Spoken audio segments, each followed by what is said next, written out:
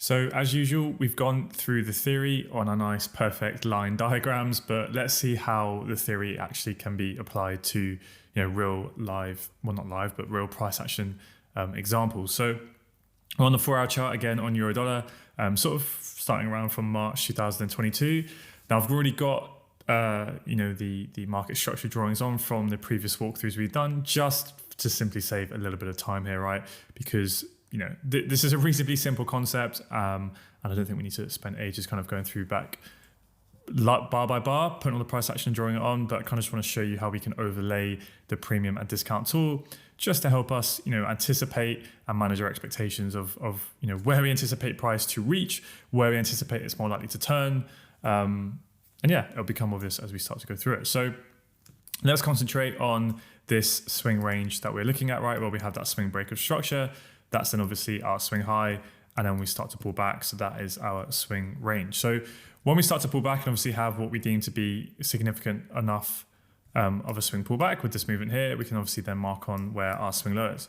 Once we have that, we can then draw on our premium discount. So whether you want to draw it from the low to the high or the high to the low, it doesn't really matter, right? And depending on how you want to draw it, some of you may want to rein it in, be a bit more minimal.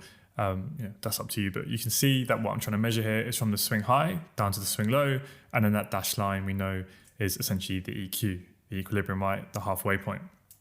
So when we start to pull back here, right, clearly have that big swing pullback, start to break internal structure to the upside, we can anticipate that a very simple expectation is that price is likely to pull back above the EQ to those premium prices. Now, obviously, there's other confluence we're going to look at, supply and demand and things we'll bring in and liquidity, but we just wanted to be thinking about market structure, and we're lumping premium discount into that concept. So when we initially get that internal break of structure, and then we start to pull back, right? If the internal structure is going to stay bullish, then we can anticipate there's a strong internal low here, right? And we can look to catch that high low to then target that next high. So like we were saying, right, we can then add on the premium and discount tool to this internal leg as well, okay? So this obviously being up here, the swing range, price has pulled back up a decent amount, hasn't quite reached the EQ, and we know it doesn't have to, but the fact that it hasn't, the fact that the internal structure is bullish, and then we pull back down into the discount of the internal leg below the EQ, right? And then you get a nice, decent, strong chock, right? Clear close above, multiple candles, pull back into demand. Again, we'll talk about this later, but for some of you who have previous experience or who are going through the course of previous time, right? You can see nice demand level here. We've come in, we've then had a strong bullish change of character, giving us another demand level, right? We're in the discount of the internal leg. We haven't yet pulled up to the premium of the swing leg. So that essentially means there's an increased probability that the swing pullback is not over, which means there's an increased probability the internal structure is likely to have another bullish leg, right? To try and target those premium prices of this, of this larger swing leg.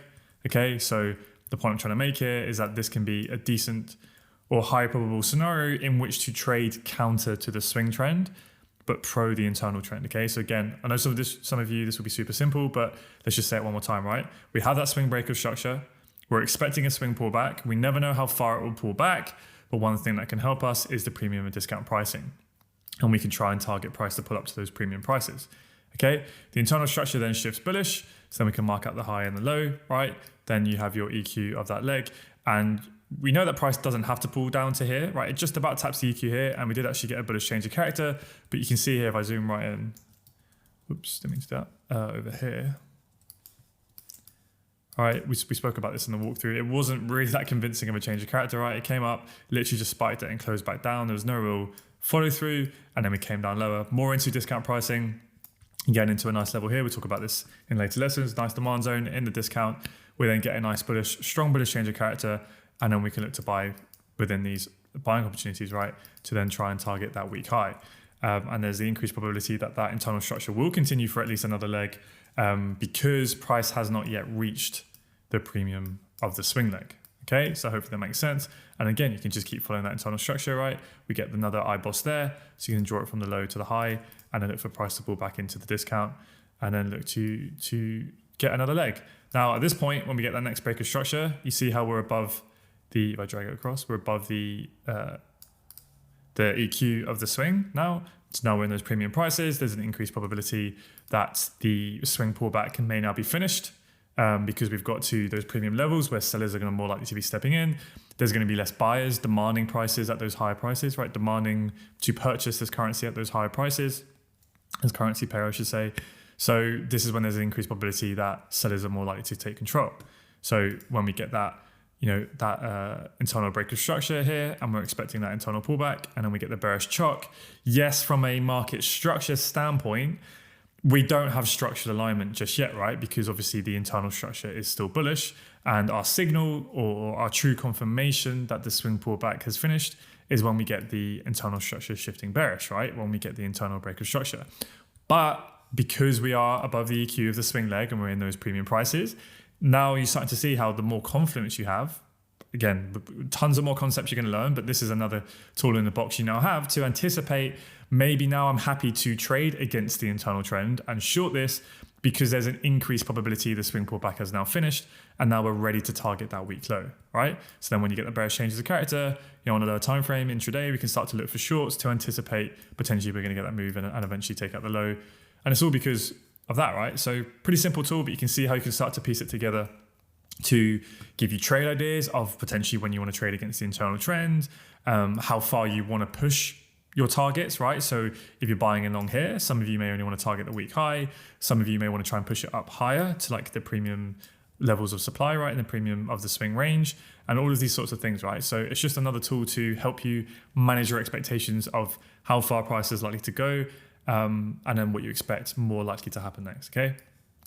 And obviously then we get another swing breaker structure. And as you'll see, right, a lot of the times, so if I draw it from the next swing high to the next swing low, price isn't always going to pull back up that deep. It's not going to pull back up to the EQ. It's just a tool to help us try and anticipate, like I said, the more highball scenarios. Again, we have this swing leg, price does not come up to the EQ, and that's totally fine, right? You can see that the market's quite impulsive. There's a lot of momentum. And when that happens, typically it won't always pull back to the EQ, okay? And again here, right, from the swing high to the swing low, obviously it does pull back to premium prices. So this would be an area in which, we can look for shorts as we come into more premium levels. But in the end, the trend's not going to stay bearish forever. We're going to get those pullbacks. And again, obviously there will be other confluence. You will learn multi-time frame analysis, supply and demand zones, where potentially we can anticipate that trend may change ahead of time. Okay, so don't be disheartened if you see that this obviously doesn't work 100% of the time. And then obviously we switch bullish, pull back to the discount, but then we end up switching bearish again. Okay, and this will all become clear when we start to look at multi-time frame analysis. So this looks a little bit messy because we have drawings everywhere, but obviously in the live market, I wouldn't leave my charts like this. I'd be cleaning it up constantly. I'm big on, let's call it chart hygiene, right? But OCD with the charts. But you'll start to see that as we look at the live charts more. This is just for the purposes of doing walkthroughs, right? It gets a little bit more messy. Now, this price action example you should hopefully be very familiar with because we went in on depth on a lot of the last videos, particularly the three types of structure. But I think this is, again, another very good example of where premium discount on both the swing and internal can really help you when you have such big, massive, expansive ranges like this swing range, because it's not always going to be like that. Like if you back here, right, it was quite small. And this is what I was saying in the theory video, right? It's not always going to be where you get those big internal breaks of structure, like how we do, sorry, I know I'm jumping around a bit, like how we do over here, where this was our big swing range, right? And then we got nice big pullbacks within there to work with, right? That's when you've got the big, nice, clear internal structure within the large swing structure. Just because when we got the break, there was one big impulsive move. So when you get that big impulsive move after the break, that's what then leads to there being a big range, right? Like this big swing range. And that's where understanding internal structure really can help a lot. But then in other instances, the market won't be as impulsive or as expansive, like over here, and it's a bit more simple. And that's where you can, put a lot more weight on change of character, more so than internal structure when you kind of get these smaller ranges, right? And then you get like a choke here and things like that, okay? So yeah, just kind of want to make that point. But as this is quite a volatile period in the market where we get these big movements, these big expansive ranges, this is where internal structure and the premium discount on both the swing and the internal ranges can really help. So we know that we get that internal break of structure, right? And we really start to move to the upside with a decent amount of momentum. So then we can mark this out as our swing low, right? Cool. And then what you can do once you know where your swing low is, let's put on a pretty grey circle, is you can mark out from the low to the high, right? Get the fib tool. And we'll just do it like that just to keep it a little bit more clean, okay? I'm just going to drag it in a little bit. So okay, we have a big swing range. We know we're bearish. We're looking for price to pull back to premium prices. And then ideally we want to look for levels within here, right? In the premium prices where we can then look for price to short. From an internal structure perspective, what do we expect? Well, it's shifted bullish to facilitate that swing pullback. So we can keep, in theory, buying these higher lows and targeting these weak highs, right? These are strong lows that take out the high. So as price is coming down into the strong low, again, we can look to buy from within here, target this weak high. But as we come above the EQ of the swing range of this previous swing leg of price action, right, we have to start to think that, okay, there's an increased probability that the swing pullback has finished. There's an increased probability that the internal structure is going to switch bearish. And then when it switches bearish, right, then we have true structural alignment because the internal structure is realigned with the swing structure.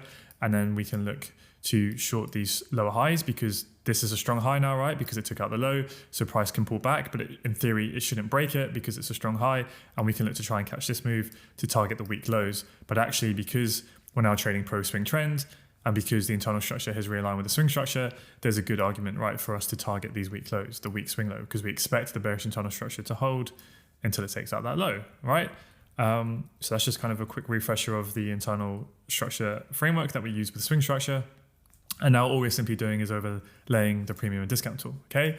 So now as we start to pull back on the internal structure, right, there's obviously a few levels we can look at to buy. But again, if we want to use premium and discount, just as another little tool, again, no guarantee, or you don't have to wait for price to pull down into the discounted levels to look to buy. It's not always going to do that, right? It might come off a level within here, and that's more than okay. It's just to add the confluence and to show you where the higher probable areas are, right? So we come into these levels, we mess around for a bit.